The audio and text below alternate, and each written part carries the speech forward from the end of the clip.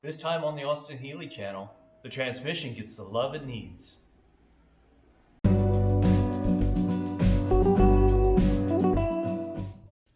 I'm in the process of cleaning up the transmission before I start to work on it, power washing it some more, getting into little crusty bits. It kept draining oil as I flipped it upside down, which you'll find it has a breather on it. That's how it happens. So I decided to drain the oil out, and I found this. I don't know if you can see that. It's gooey. It's gross. So I don't know if there's any cork. It's soft, so that's good. So it's not metal flake. I don't know exactly what it is, but I might have to go deeper in the transmission than I wanted to.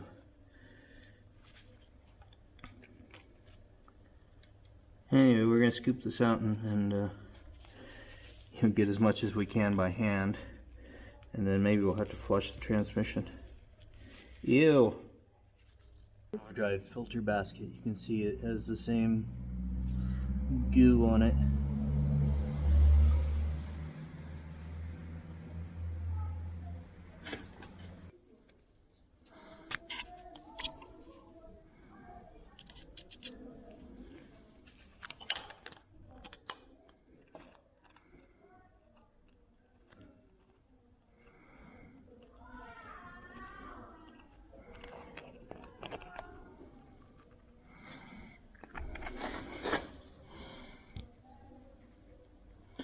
On the strainer it looks pretty clean, so we'll just clean everything up.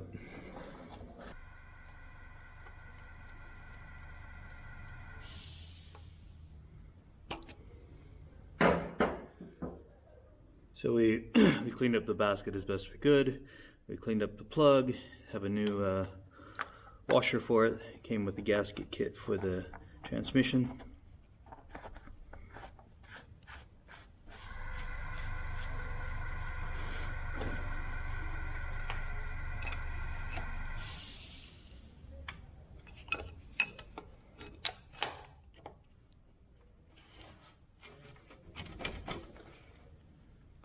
There we go. So this is inside the transmission. Couple theories on where oil's coming from. Either behind this plate at the gasket or at this seal here.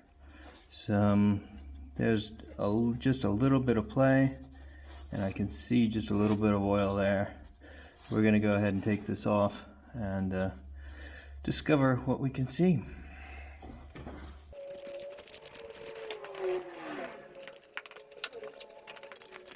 They're not very tight, so I'll give them that.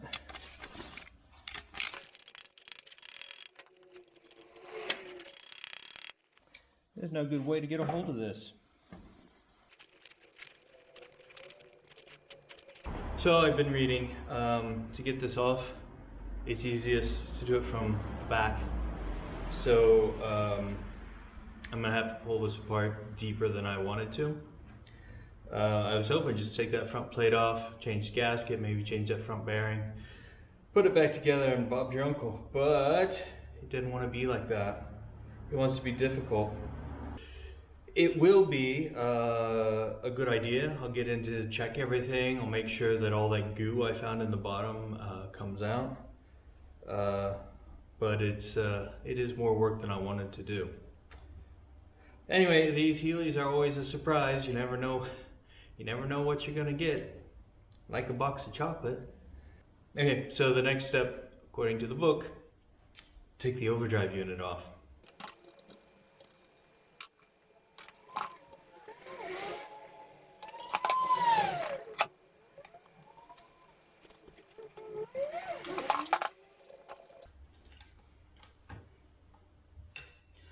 Holding this on, there's 4 short bolts and then 2 long ones. You do the 2 long ones last and you back them up at the same time, and that will release the tension on the springs that are in there.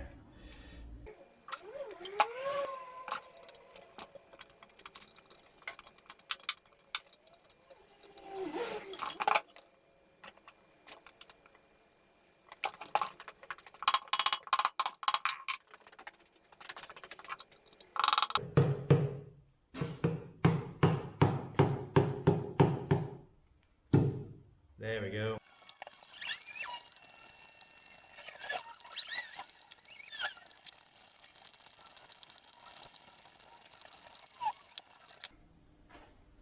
You can just start to see down inside there.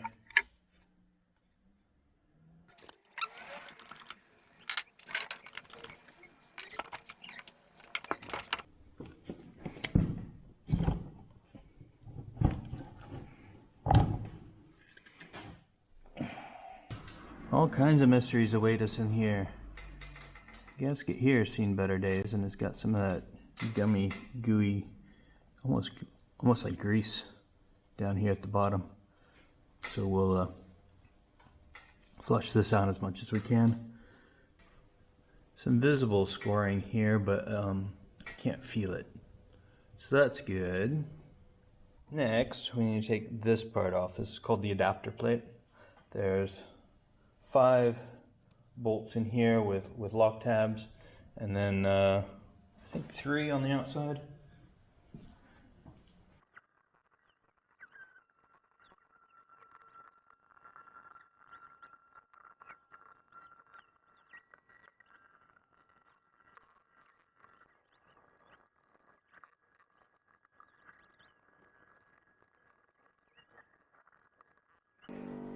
All right, I finally got this back plate off. This bearing was on this shaft super tight, but nothing a little heat and some percussive disassembly couldn't handle. Also, while percussing, the front cover has come off, which was the one we were after in the first place. Looking at the gaskets that are on here, I assume they're original. They also appear to be paper that's falling apart, and that's probably a lot of the gummy mess that I found in the plug. It's this sort of stuff. It's totally oil soaked, so that's where they're prone to leak. You know, the gasket gets oil soaked and then it just weeps out. So we got that, which is great. Now we can, with it disassembled this far, we're able to get in there, clean and inspect, flush it out, make sure there's no bits of gears left down in the bottom that could recycle and cause problems. I'll try to show you. There is some chips on the reverse gear. I believe it's a reverse gear. I got to check that. But that tends to be a very common issue. I also looked at parts for these last night, and there are very, very few parts, new parts available for these transmissions. There's some used ones that are, as you can get them. It's also hard to figure out what condition they're going to be in. Anyway, let's start cleaning things up and check it out.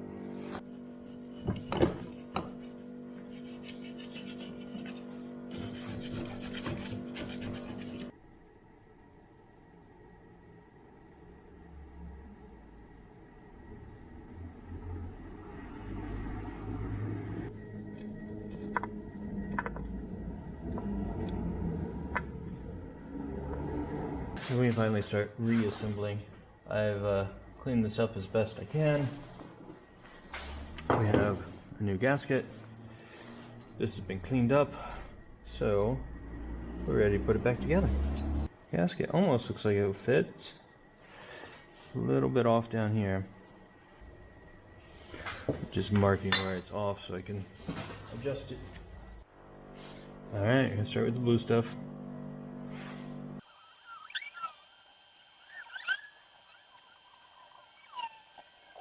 This side, we're just going to put it on here.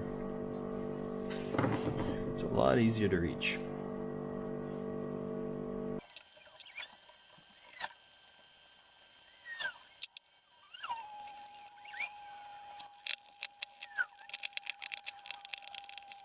After a while, you just start to wonder, why do they even bother? Why bother making a gasket set that's just not gonna fit? I can't get two holes to line up at the same time.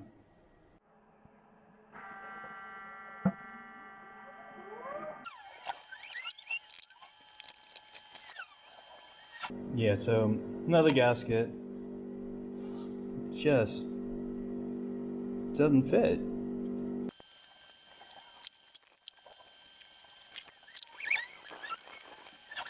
This one fits a little bit, but no, just not good enough. So I got this on. I pushed the bearing down with, not this one, with this one. It gave me something to beat on to get it pressed into place, because the aluminum isn't gonna do it. So next, there's little tabs on these that I need to tighten up.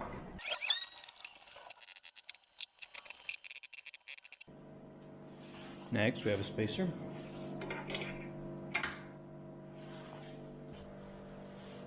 Next, we have a C-clip.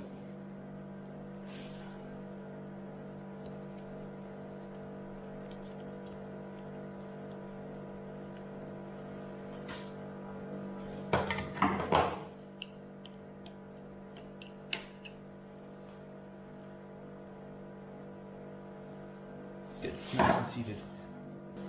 After that, this piece goes back in. This is an interesting piece. It's this is off center, and it drives the pump that pumps the oil around. Let's check the gasket for this next bit. What are the odds of it working?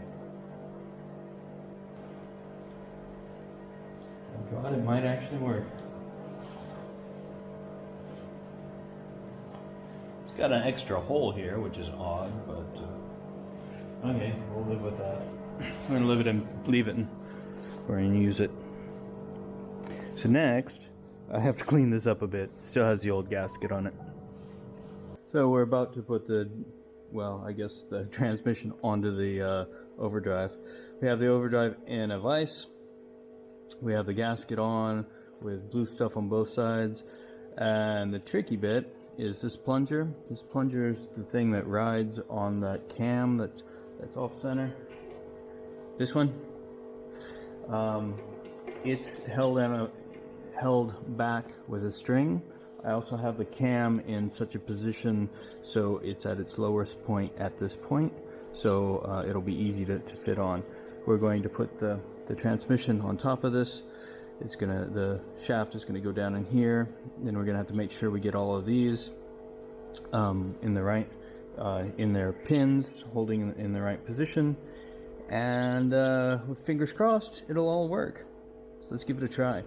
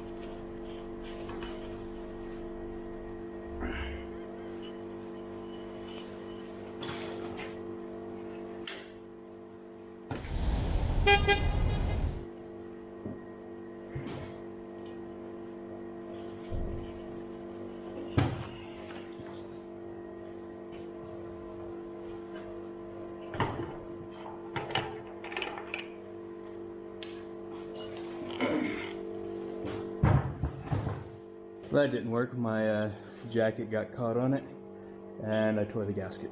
Luckily, I have an extra.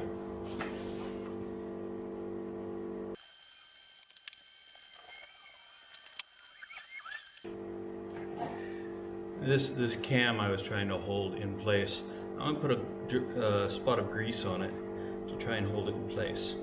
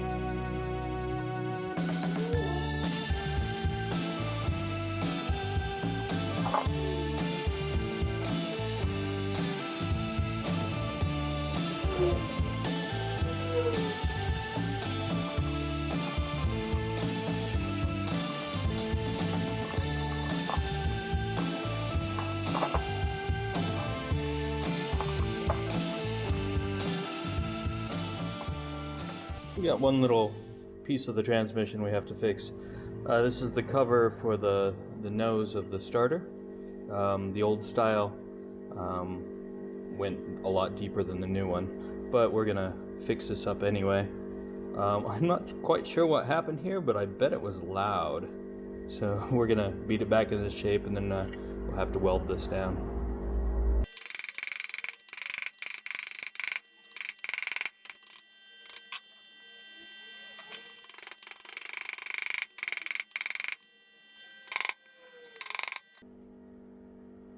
It's already a lot better.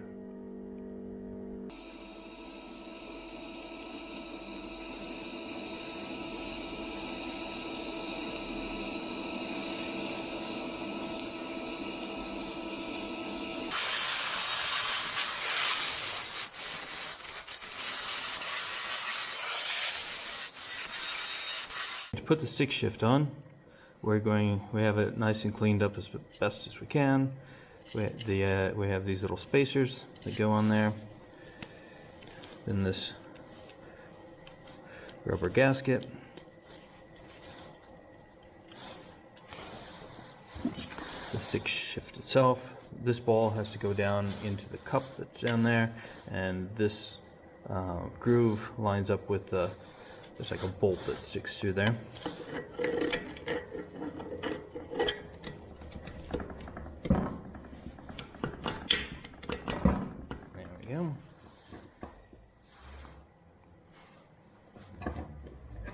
Next, we have this plate. It has an indent here that goes around the ball there. Next, we have another rubber washer.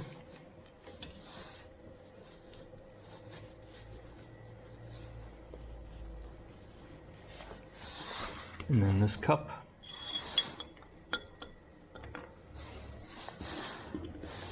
And some lock washers.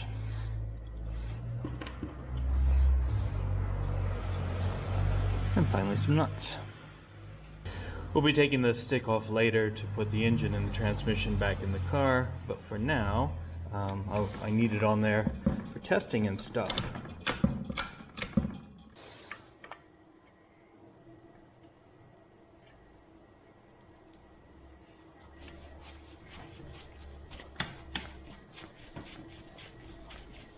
So if you remember, this throwout bearing was way down in here.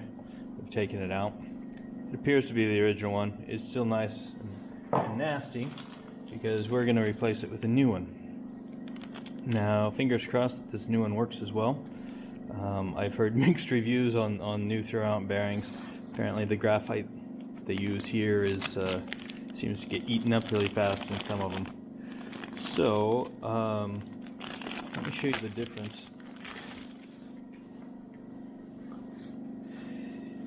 You can see the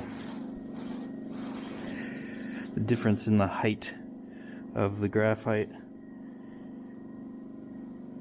I think you can see that. It's hard to get on camera. There we go.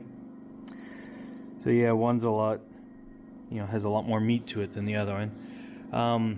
This spins against a plate, and it just works on low friction, and this is what pushes the clutch in and out. So when you're pushing this in, when you push the clutch in, this is rubbing. That's why when you don't want to leave your foot on the clutch when you don't have to. And it all rides on this great big shaft that goes through the transmission. The shaft itself has bearings on it and grease zerks, but we're going to start off by squirting some grease in there to get it started.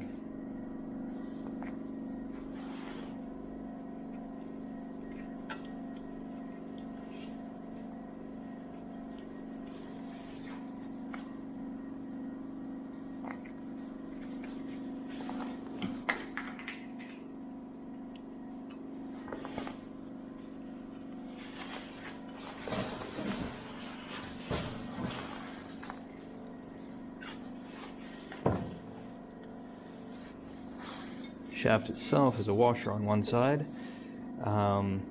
It also has a C-clip on one side and a bolt on threads on the other side, and the thread side goes on the side with the clutch pedal mechanism.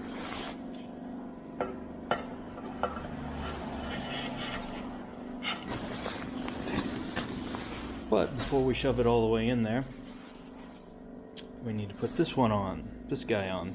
This is what holds the throw-out bearing and pushes it back and forth.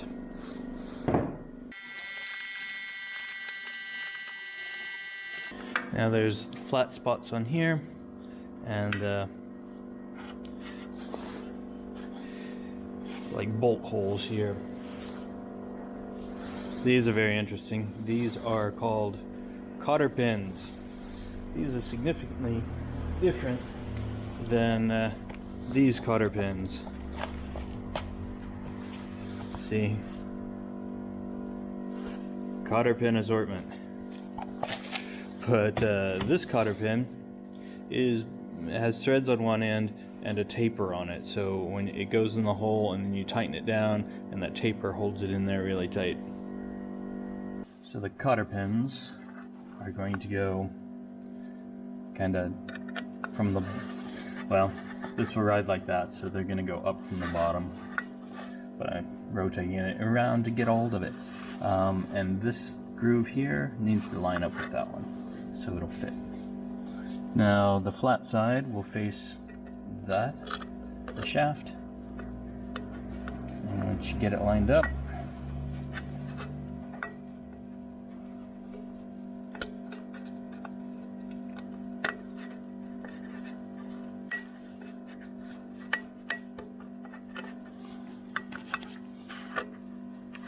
it'll move right up there.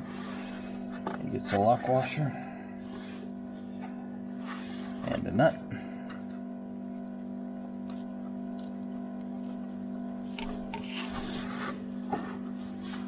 Same with the other one. Like that. This is going to go in here. You have these funny springs. There's indentations on the back of these, and this little indentation here, this little indentation right there, is going to go into those. So the straight bit goes into the end, and then that little notch lines up with the notch that's right there.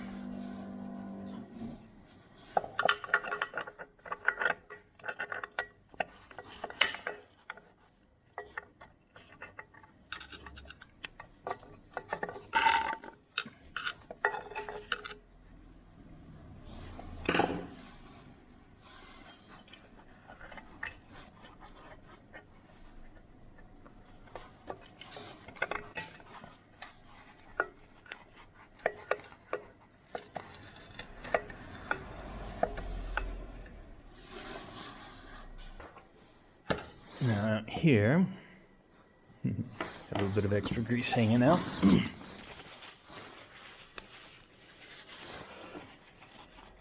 Have a spacer.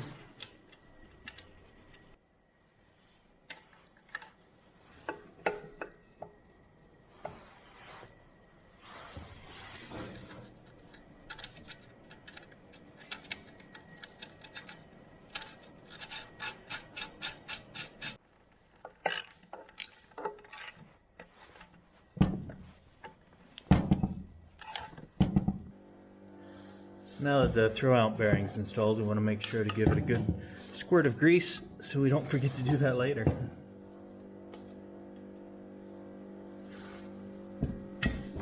Now with the nose cone all fixed up, we can put that back on.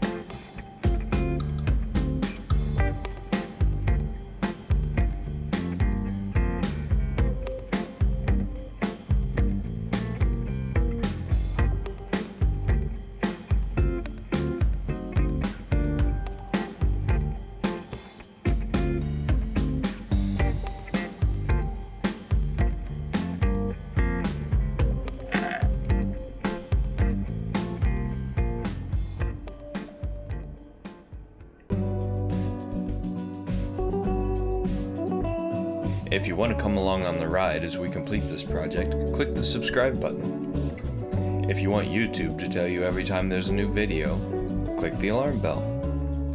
Thanks for watching, and your support is very much appreciated.